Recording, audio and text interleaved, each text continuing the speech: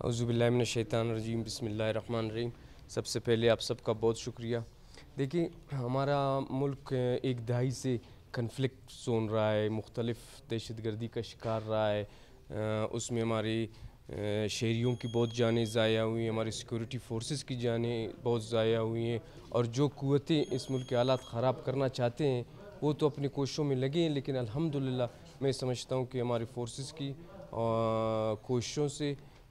بہت زیادہ کمی آئی ہے، اور انشاءاللہ آپ لوگ کا، دوستوں کا تعاون رہا اور عوام کا تعاون رہا تو انشاءاللہ یہ بہت جلد ختم ہو جائے گا انشاءاللہ۔ جیسا کہ جو ریکارڈ ہمیں پورے سال کا پرووائڈ ہوا ہے، اس میں جو واقعات تو کم ہوئے ہیں لیکن جانوں کا زیادہ ہوا ہے، اس حوالے سے آپ کیا کہتے ہیں؟ میری سب سے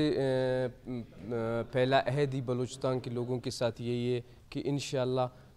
مجھے جو کرنا پڑے، جو ایفرٹ کرنا پڑے، میں بلوچستان کے لوگوں کی جان و مال کی حفاظت کے لیے ہر قسم کے اقدامات اٹھاؤں گا۔ تو جس طرح آپ کو پتہ ہے میں نیا وزیر داخلہ بنا ہوں، میں بریفنگز لے کر انشاءاللہ آپ لوگ کو کافی چینجنگز نظر آئیں گی، اور انشاءاللہ ہمارا صوبہ امن کا گہوارہ بن جائے گا۔ ہم نے دیکھا نعمان کے حوالے سے سب سے زیادہ دہشت گردوں کے نشانے پر سیکورٹی فورسز رہے، لیکن پولیس کا جو سمری اپگریڈیشن کا وہ گزشتہ 3 سال سے سیکریٹ کے گرد گھوم رہی ہے، کیا وہ اپگریڈ ہوں گے؟ بالکل،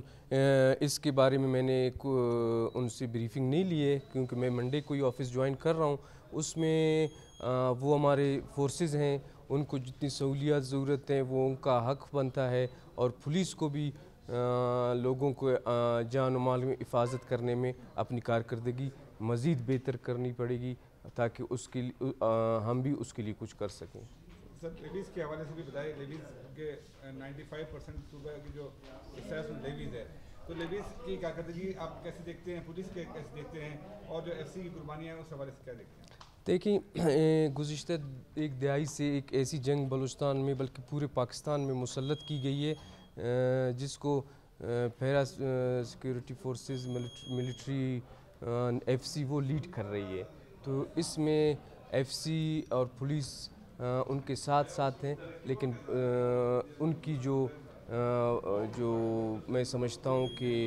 ٹریننگ کے اعتبار سے دیکھیں، ان کی سہولیات کے اعتبار سے دیکھیں، وہ اتنے ایکوپڈ نہیں ہے کہ اتنے بڑے سطح کی دہشت گردی جو چل رہی ہے بلوچستان میں اس کو قابو کر سکیں۔ تو ہم کوشش کریں گے کہ لیویز اور پولیس میں بھی ایکٹ لا کر ان کو بھی ایسے ایک مضبوط فورس بنانے کی کوشش کریں۔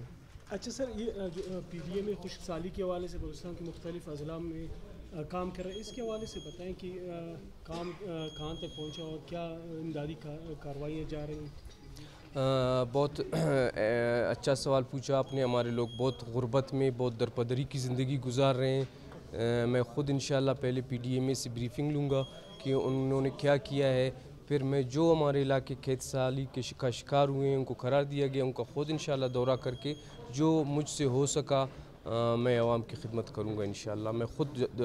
جدھر بھی میری ضرورت ہے میں خود وہاں جاؤں گا انشاءاللہ۔ اچھا سر، یہ پچھلے دنوں ایک قرارداد پاس ہوئی تھی کہ اسمبلی کی جو ممبران ہوں گی، سابقہ ہوں، یا ان کے لیے تعینات سیکیورٹی کا انتظام کیا جائے گا، اور ڈپٹی اسپیکر کے لیے جو وی آئی پی پروٹوکول ہے وہ تعینات ہوگی۔ اس کے حوالے سے آپ کیا کہیں کہ یہ قومی اس پہ صوبائی خزانے پہ بوجھ نہیں ہے؟ نہیں، یہ میں سمجھتا ہوں خزانے سے ہٹ کر بوجھ ہمیں